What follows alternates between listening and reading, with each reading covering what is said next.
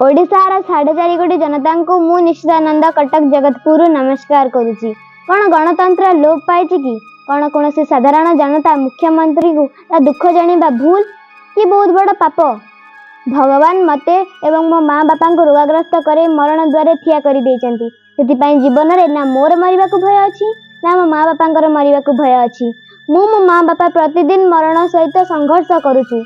जो लोक मैंने फोन करके बड़ बड़ नेतांकर ना रे आम जीवन रू मारिदेवा धमक दौरान और आम स्थानीय नेता आम ना केस करेंगे बोली धमक दौरान जार रेकर्डिंग मो पाखे अच्छी। से मु 11 वर्ष निश्चिता कहूँ कि आपण मान पाखे जदि सत्साहस अच्छी ताले सामना को आसी कथबार्ता हूँ। आमे भी देखिबु आपण केते सचोट लोक एवं केते भद्र लोक।